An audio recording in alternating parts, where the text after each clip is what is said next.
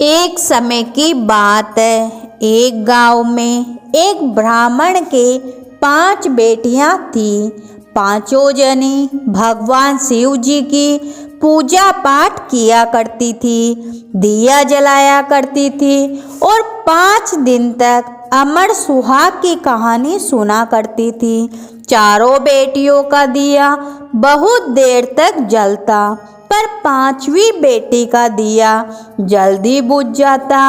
बेटी ने घर आकर अपनी माँ से भी कहा तो माँ बोली कि बेटी तो उसमें घी ज़्यादा डाला कर।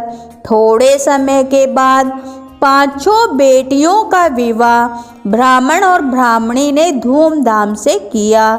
चारों के घर में बहुत सारा धन दौलत था, पर 5वीं बेटी का पति रोज कमा कर लाता, रोज खाता, फिर भी वह संतोष के साथ रहती।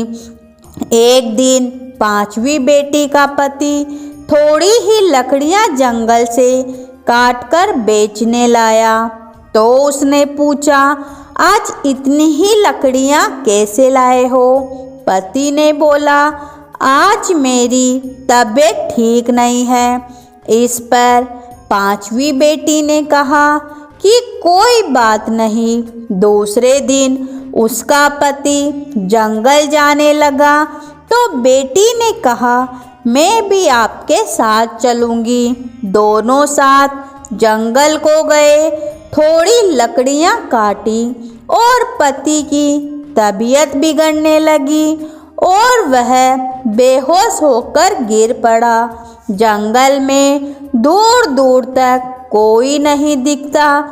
अब वो उसे साथ लेवे तो वो उठे नहीं और उसे छोड़ भी नहीं सकती। उसने गोद में पति का सिर रखकर सुलाया और जोर जोर से रोने लगी कि हे भगवान, मैंने ऐसा क्या पाप किया जो मेरा पति उठता ही नहीं है।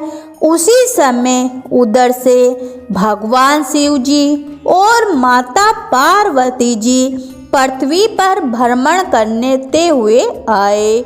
भगवान शिव जी माता पार्वती जी से बोले कि देखो इसके साथ कितना बुरा हुआ है। माता पार्वती जी बोली कि हे भोलेनाथ, हमें उसकी मदद करनी चाहिए। उसके पास आकर हाल चाल पूछा तो उसने सब बात कह सुनाई।